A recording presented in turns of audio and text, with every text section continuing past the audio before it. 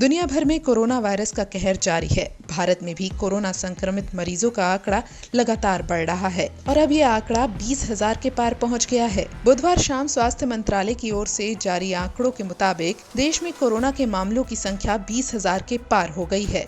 इनमें से 15,859 active case हैं, जबकि 652 लोगों की जान जा चुकी है। वहीं 3,959 लोग ठीक हुए हैं और एक मरीज के ठीक होने के बाद उसे दूसरी जगह भेज दिया गया है।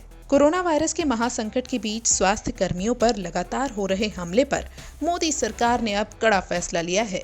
प्रधानमंत्री नरेंद्र मोदी की अगुवाई में बुधवार को ही केंद्रीय कैबिनेट की बैठक में एक अध्यादेश पास किया गया, जिसके बाद अब स्वास्थ्य कर्मियों पर हमला करने वालों के खिलाफ कड़ा एक्शन लिया जाएगा। इसमें 3 महीने से 7 साल तक की सजा का प्रावधान है।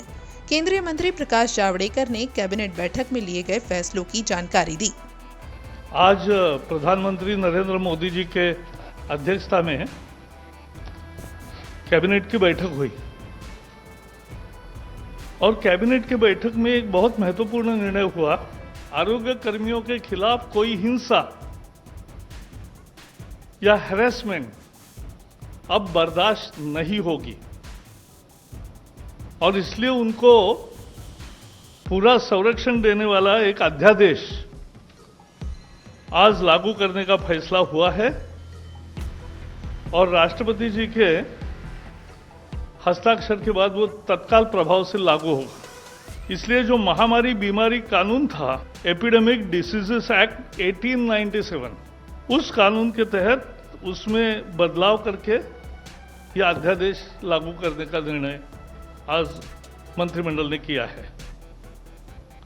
अब यह होगा कि इस तरह का अपराध ये कॉग्निजेबल भी होगा और नॉन बेलेबल होगा। 30 दिन में इसकी इन्वेस्टिगेशन पूरी होगी। सीनियर इंस्पेक्टर के लेवल पे ही इन्वेस्टिगेशन होगी और 1 साल में फैसला आएगा और सजा भी कड़ी सजा का प्रावधान किया है। 3 महीने से 5 साल सजा हो सकती है अगर इन पर हमले हुए या कोई नुकसान किया, और 50,000 से 2 लाख रुपए तक का जुर्माना देना पड़ सकता है। 50,000 से 2 लाख रुपया केसेस के ग्रेविटी पर तय होता है। और अगर बहुत गंभीर हमला है, गंभीर इंजरी हुई है, तो 6 महीने से 7 साल तक सजा का प्रोविजन है, 6 मंथ टू 7 ईयर्स। और ऐसे केसेस में जो जुर्माना है वो 1 लाख से 5 लाख तक है। तो भारी सजा भी होगी और भारी भरकम जुर्माना भी होगा। संदेश साफ है, डॉक्टर और आरोग्य कर्मियों पर हमले बर्दाश्त नहीं होंगे। केवल इतना ही नहीं, आज एक विशेष प्रोविजन भी की है अध्यादेश में कि समझो उनकी गाड़ी का नुकसान हुआ, उनके क्लिनिक का नुकसान हुआ, तो जो भी उसकी कॉस्ट है, मार्केट वैल्यू, उसके 2 गुना जिसने हमला किया उनसे वसूला जाएगा। दरअसल पहले तो केंद्रीय गृह मंत्री अमित शाह ने कोविड-19 की सुरक्षा में लगे डॉक्टर्स के ऊपर हो रहे हमलों को लेकर मोर्चा संभाला और फिर बुधवार सुबह ही आईएमए की टीम के साथ बात कर न सिर्फ डॉक्टर्स से सांकेतिक प्रदर्शन न करने की अपील की, बल्कि उन्हें उनकी सुरक्षा का वादा भी दिया। फिर क्या, एक तरफ अमित शाह की इस अपील पर डॉक्टरों ने अपना प्रदर्शन रद्द किया, तो दूसरी ओर ये अध्यादेश पास हो गया। महामारी बीमारी कानून में संशोधन पर प्रधानमंत्री नरेंद्र मोदी ने भी ट्वीट किया। उन्होंने लिखा कि नया कानून स्वास्थ्य कर्मियों की सुरक्षा को सुनिश्चित करेगा, जिसके लिए हम प्रतिबद्ध हैं। किसी भी स्वास्थ्य कर्मी की सुरक्षा से समझौता नहीं होगा। वैसे डॉक्टर्स के साथ साथ कोरोना के खतरे को कम करने के लिए लॉकडाउन का पालन कराने में जुटी पुलिस पर भी हमले की घटनाएं सामने आ रही हैं। अब ये तस्वीर देखिए, ये अलीगढ़ के भुजपुरा की तस्वीरें हैं, जहां लॉकडाउन के दौरान तय समय सीमा से भी ज्यादा देर तक चल रही सब्जी मंडी को हटवाने पुलिस पहुंची, लेकिन सब्जी विक्रेताओं ने पुलिस पर ही पथराव शुरू कर दिया। इस हमले में एक कांस्टेबल घायल हो गया और हालात पर काबू पाने के लिए कई थानों की फोर्स को मौके पर बुलाना पड़ा। हालांकि देश में कोरोना संकट और उसकी ऐसी चुनौतियों के बीच कुछ राहत की खबरें भी हैं।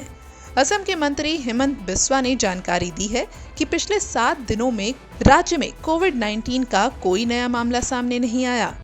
उधर राजधानी दिल्ली की बात करें तो यहाँ कोरोना के मरीजों का आंकड़ा लगातार बढ़ तो रहा है, लेकिन ठीक हो रहे मरीजों का प्रतिशत भी लगातार सुधर रहा है।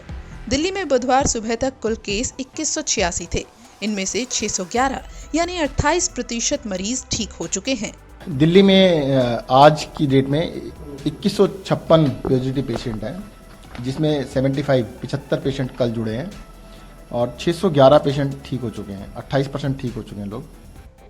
अभी जो बचे हुए लोग हैं 1498, 72% लोग अभी एक्टिवली, जिसे कह सकते हैं एक्टिव हैं, और जो जितने पेशेंट हैं उसमें से 27 पेशेंट आईसीयू में और 5 वेंटिलेटर। वहीं कोरोना संक्रमण के मामले को देखते हुए दिल्ली नोएडा बॉर्डर को भी पूरी तरह सील कर दिया गया है और ये काम गौतम बुद्ध नगर के डीएम के आदेश पर किया गया है। डीएम के आदेश में कहा गया है कि गौतम बुद्ध नगर में पिछले दिनों कई ऐसे व्यक्तियों की रिपोर्ट कोरोना पॉजिटिव आई है जिनका संबंध किसी न किसी तरह से दिल्ली से रहा है। वहीं बात करें दूसरे देशों की तो कोरोना वायरस को लेकर अमेरिका और चीन के बीच तल्खी बढ़ती जा रही है। हालात यहाँ तक बिगड़ गए हैं कि अब अमेरिकी राष्ट्रपति डोनाल्ड ट्रंप ने चेतावनी दी है कि अगर चीन प्रावधानों का पालन नहीं करता है तो वो उसके साथ हुई ट्रेड डील को खत्म कर देंगे। बता दें कि पिछले करीब 2 साल से जारी ट्रेड वॉर की कड़वाहट को भूलकर इसी साल के जनवरी महीने में चीन और अमेरिका के बीच पहले चरण के ट्रेड डील पर दस्तखत हुए थे, लेकिन अब कोरोना संकट के बीच ये भी खटाई में पड़ते दिखाई दे रहा है।